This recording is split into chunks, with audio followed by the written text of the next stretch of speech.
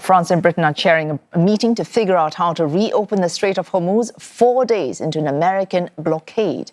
Around 40 countries are taking part in those talks. Leaders from France, Britain, Germany and Italy meeting in Paris, while others will join virtually.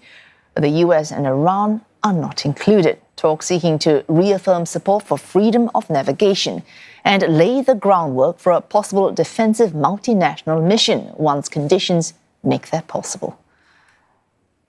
And Olly Barratt is covering the story for CNA live from London. What can we expect out of this meeting, Olly?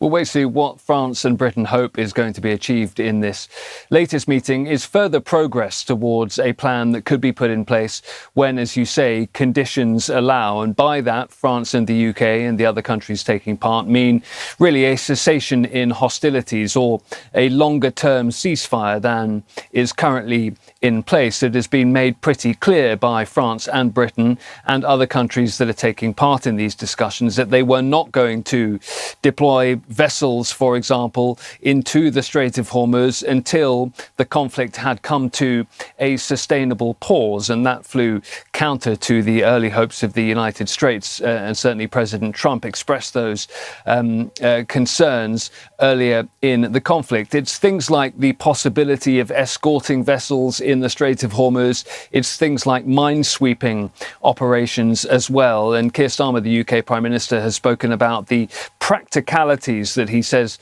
countries can start to work up so that they are ready to go as and when they feel that the conditions are right to do so. And it should be said, this is the latest in a round of meetings hosted or co-hosted by the UK. And next week, we expect to see military planners involved in further discussions here at a military base in the UK.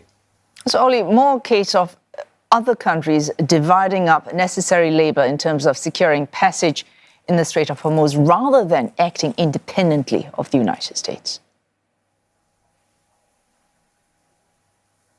There are some divisions even in that regard, in the sense that it is reported that France was very clear that the United States shouldn't be involved in these discussions. It even described the talks when it announced that they would be hosted in Paris as being made up of what it called non-belligerent nations. So not the Americans, not the Iranians, not the Israelis. As I say, though, there is some difference in terms of some of the attending countries about how exactly all of that should play out. The British are being quite circumspect about this and saying that they are having ongoing discussions with the Americans about how all of this might work and that they may well be involved in either future discussions or indeed a mission in the Strait of Hormuz to secure the safety of shipping through that region. We're also being told that Germany is very keen for the Americans to be involved. So, as I say, some differences of opinion on that. And for the countries taking part in these discussions,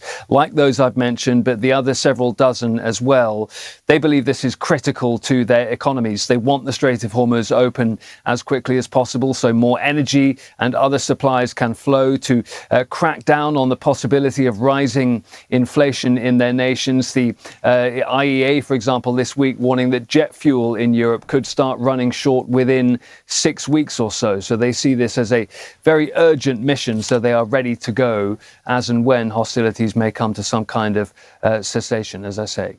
Oh, thanks to Olly Barratt, they're covering this story for CNA live from London. And for more on this crisis in the Middle East, we're joined by Daniel Levy. He's president of the think tank US Middle East Project and a former advisor to the Israeli government. Mr. Levy, thanks for joining us this evening. Now, a vital part of the larger puzzle of peace in the Middle East is peace between Israel and Lebanon. Now, this 10-day truce is not, Israel has been fighting Hezbollah, but the truce is between Israel and Lebanon. Do you see difficulties with that? Well, let's start by acknowledging what we're really talking about here is a de-escalation and ceasefire. And although the word peace is bandied about, it is done so without much reason.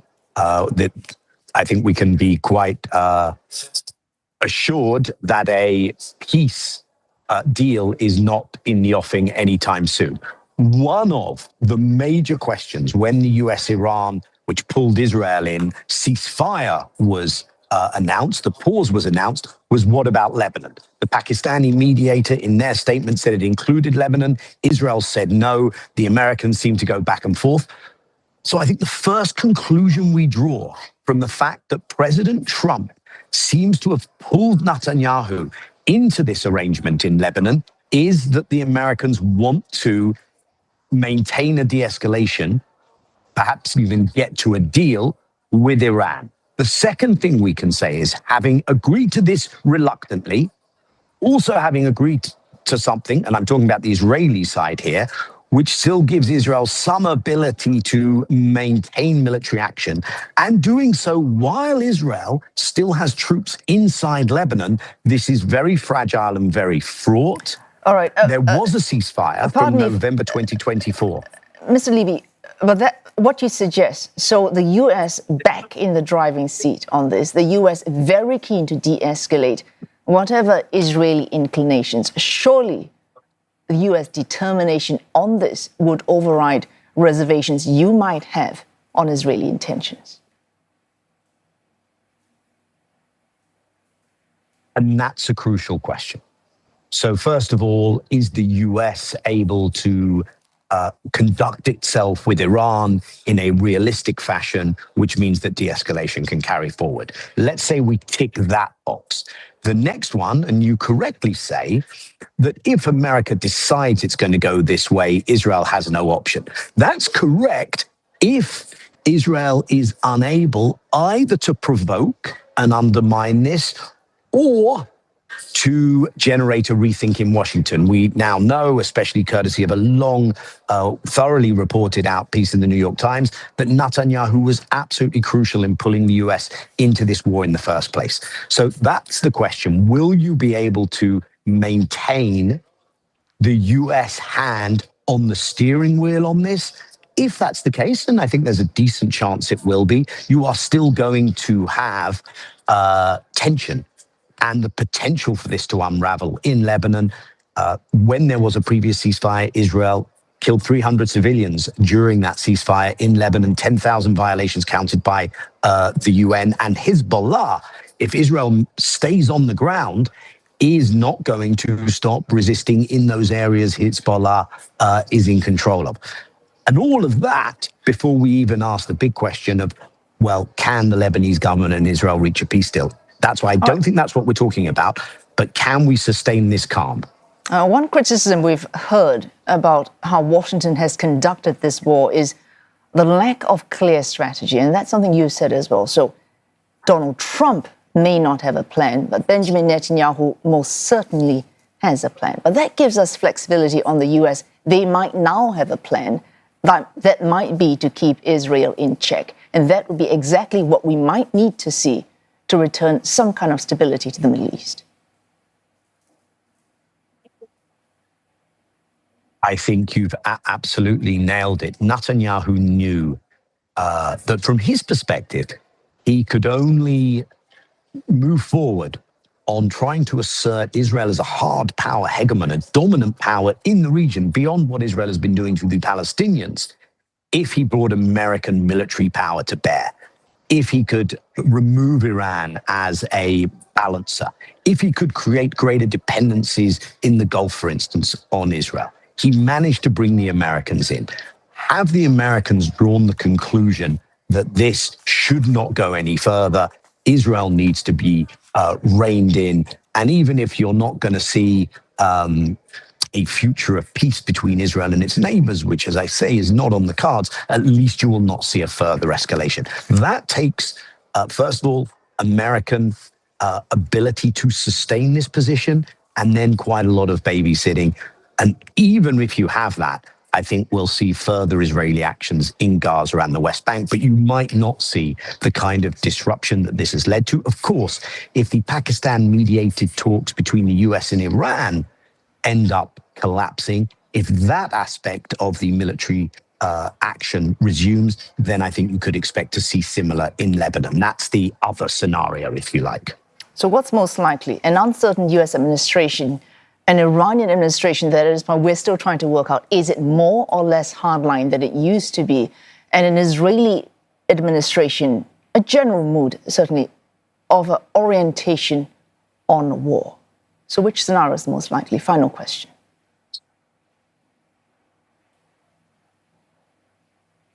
What you have, which is why I'm going to hedge in answering your question, is a US president who has demonstrated to us inconsistency, incoherence, and incompetence. Those are not easy words to use when one comes to the US and the power that it wields. But that is what we are dealing with. If the president is now convinced that he has to wind this down, maybe bad news for Cuba. He may now go and say, okay, I'm taking Cuba next. But it would be at least a stop to what has been a hugely disruptive war. But that depends on whether he's now made that designation. And it looks that way. But like I say, others have a strategy. The American president seems not to have one. If we can see every truce, whether the larger one or the Israeli-Lebanon one, as necessarily holding patterns, and I use your words there, might this be a more productive way to view each truce and how we should be processing our way through each ceasefire? Final question, really final question. Well, I think that is a way of looking at this, because the conditions do not exist for a US-Iran big deal. I do not think so, at least. I think that's true also on the Israel-Lebanon front, for instance. So if you can actually achieve sustainable quiet without having to have negotiations that are likely to collapse, what you might even see is the US president walking away and saying, I'm done here, then that might actually get us to breathing space. And then what you reported on earlier, the UK, French, others, they're going to have to work with Iran, then that kind of thing could come into play in terms of how do you build layers of reliability for the aftermath.